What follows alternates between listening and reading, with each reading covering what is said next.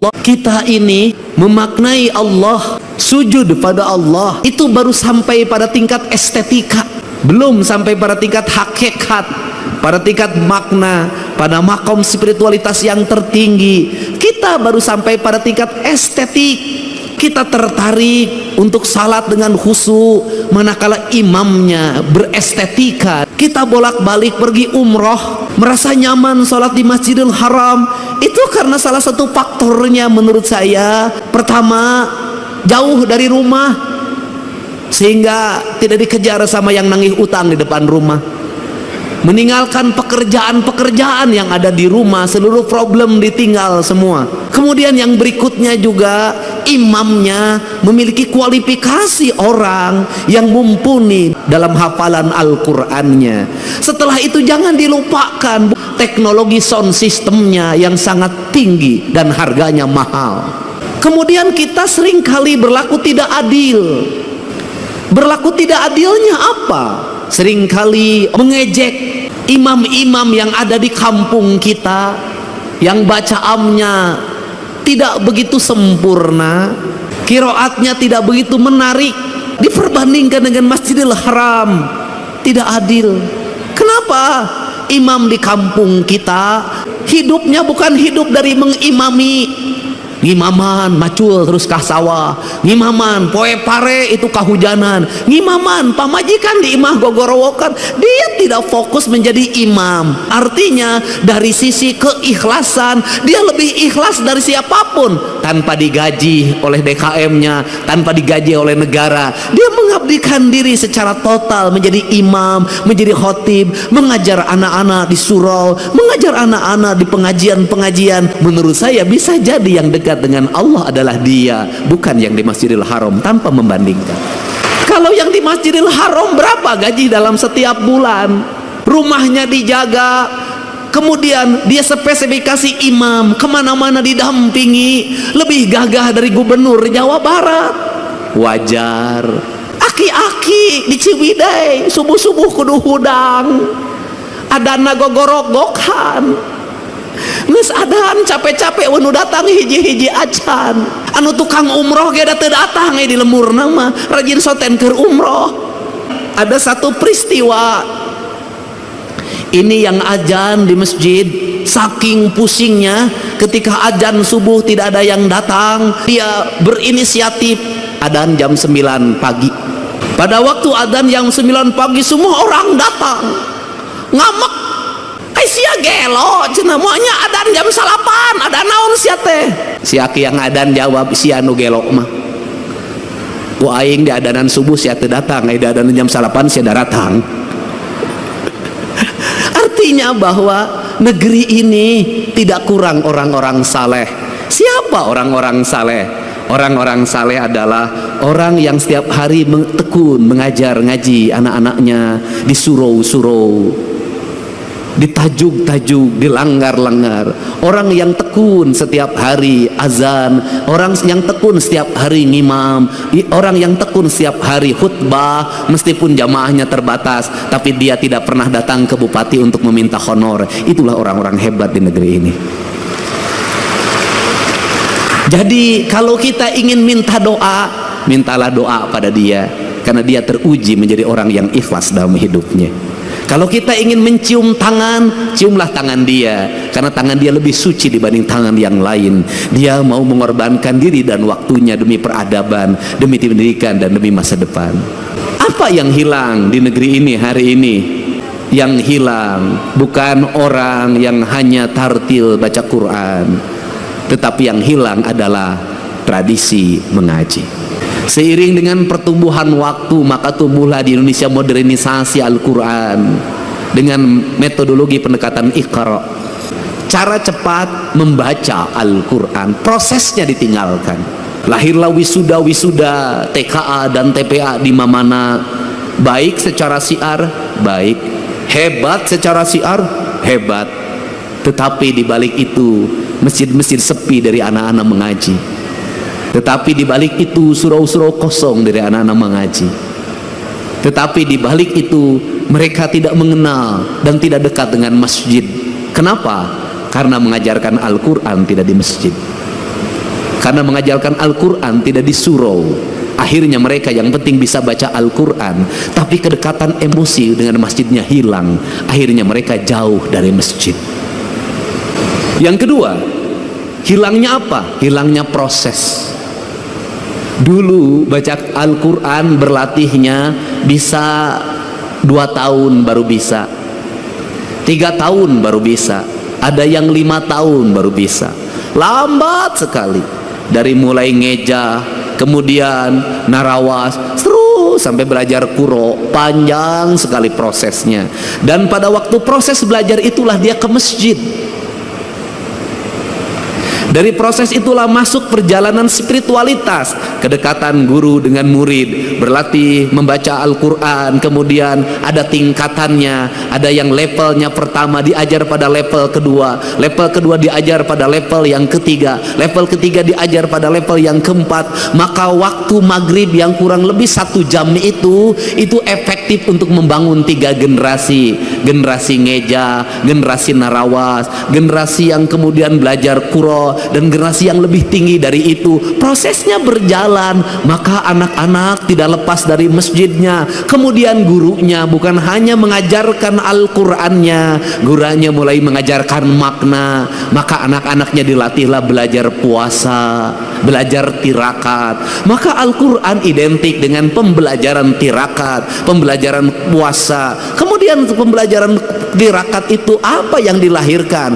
Maka Al-Qur'an itu tersublimasi dalam pikiran, dalam relung bawah sadarnya. Karena lahir dalam relung bawah sadarnya, maka ucapannya bisa jadi tidak tartil karena ustadznya ustadz kampung. Tetapi ingat, dalam ucapan yang tidak tartil itu lahir makna keikhlasan, karena senyumayam dalam jiwa yang bersih. Jiwa yang bersih itu celik putih, celak herang, cang bulan, 14 jalan gede sasapuan, tegenek temalek balumbang timur narawangan. Apa yang terjadi? Ucapan-ucapan dari ayat Al-Qur'annya saciduh metu saucap nyata.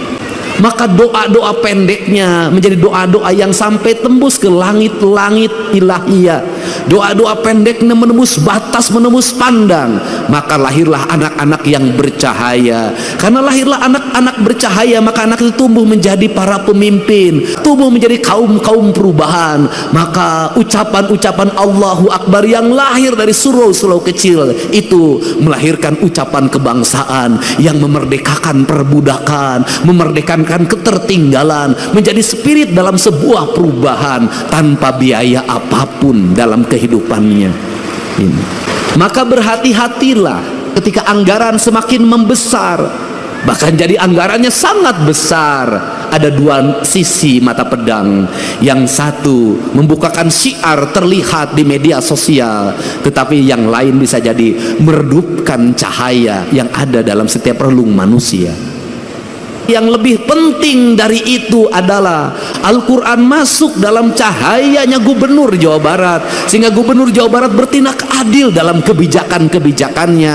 Cahaya Al-Quran masuk ke relung hatinya Bupati, maka tindakannya menjadi adil. Dari gerakan membaca Al-Quran ini, maka terbebaslah orang-orang miskin, terbebaslah anak-anak yatim, terbangunlah peradaban hidup yang silih asa, silih asi, silih asu. Maka disitulah Al-Quran menjadi cahaya.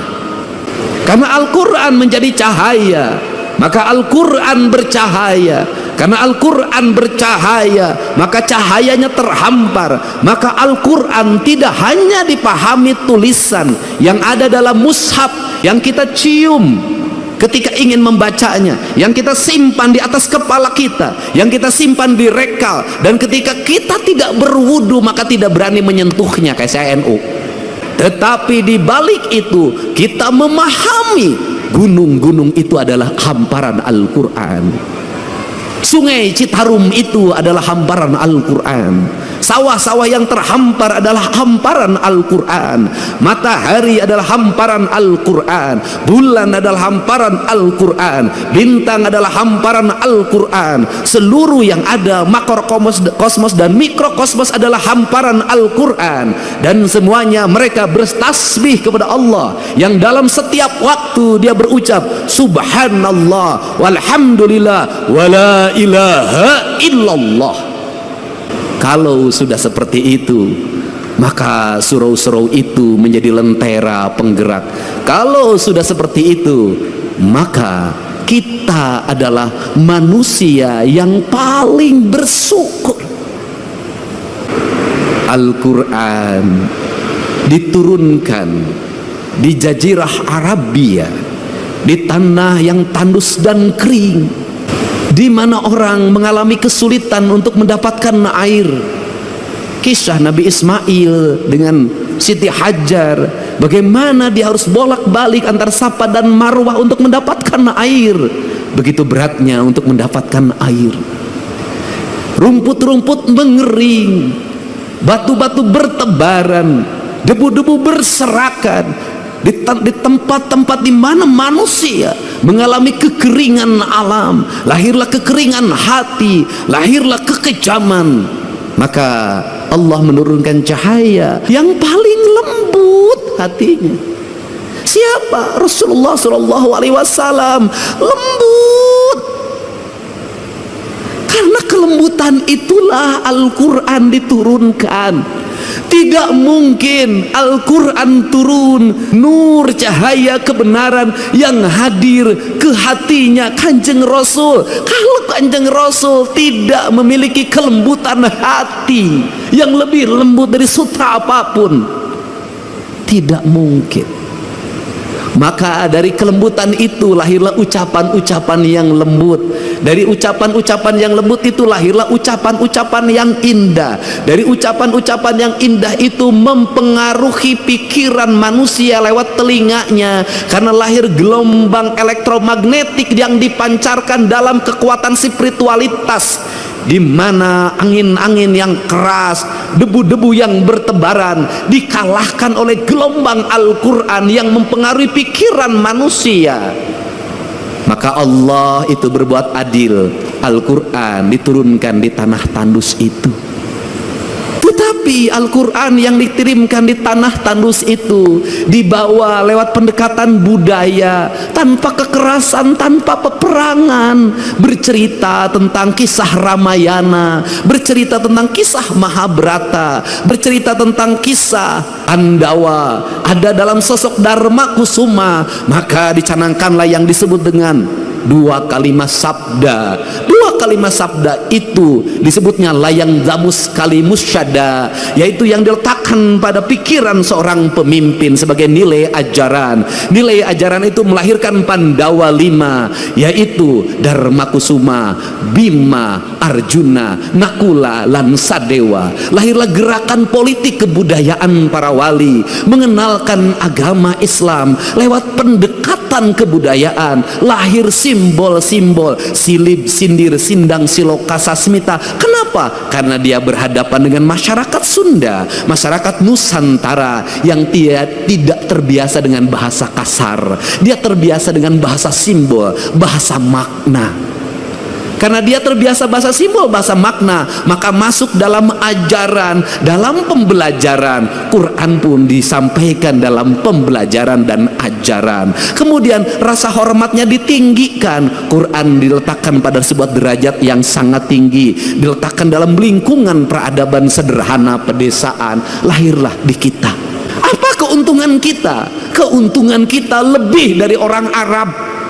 Keuntungan kita lebih daripada jazirah Timur Tengah. Kenapa keuntungannya? Kita mendapat dua. Satu, kita mendapat Al-Quran sebagai sebuah produk nilai ilahiyah yang memiliki nilai estetika yang sangat tinggi. Tetapi juga kita dilahirkan pada sebuah alam pasundan yang sangat indah. Ketika Quran bercerita tentang air yang jernih di surga, ketika Quran bercerita tentang hamparan gunung yang indah di surga, ketika Quran bercerita tentang buah-buahan yang nanti ada di surga, seluruh cerita-cerita itu sebenarnya adalah realita hidup yang kita dapati. Itulah Ciwidey, itulah Cipanas, itulah Pangalengan, itu realitas dunianya. Untuk itu, karena kita sudah diberi peradaban surga yang nanti akan kita sampai surga keabadian, maka pesan saya, kalau mencintai Al-Quran, rawatlah Cipanas sebagai simbol surga kesucian, rawatlah Ciwidey,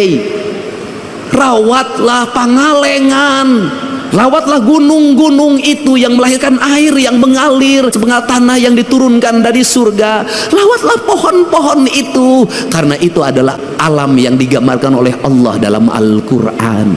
Jangan terbalik. Satu sisi kita sangat memaknai Al-Quran dan menghormati Al-Quran sebagai ayat yang tertulis, tapi di sisi lain tangan kita merusak alam, padahal itu adalah ayat yang tidak tertulis. Maka denyut naji kita berkata, ya Allah, ku dapatkan surga di tanah Sunda. Suatu saat surga itu tetap akan terjaga sampai aku bertemu denganmu di alam surga keabadian.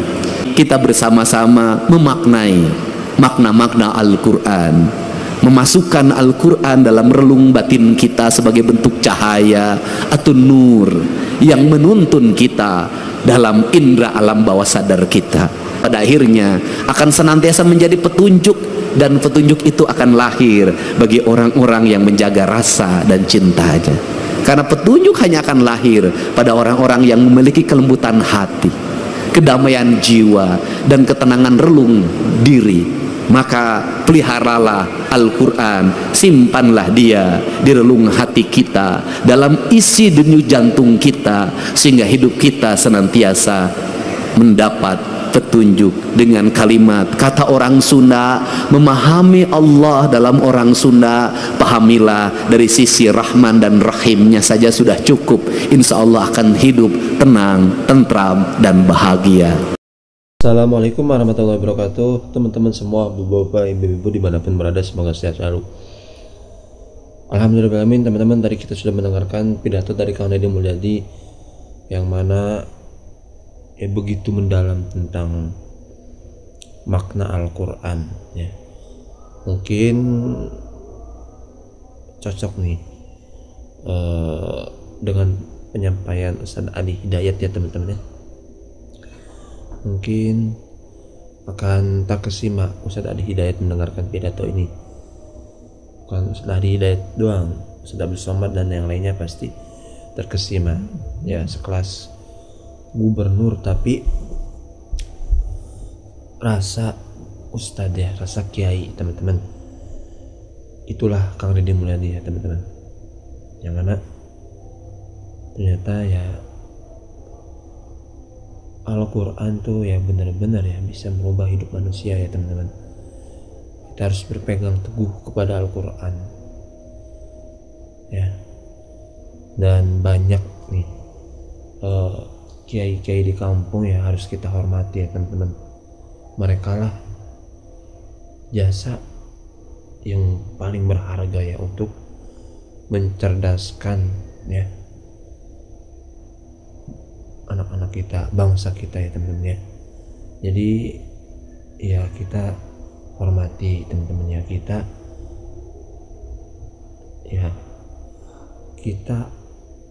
perhatikan mereka ya teman-teman. Khususnya dari diri saya pribadi nih, mudah-mudahan ya bisa memperhatikan mereka semua ya.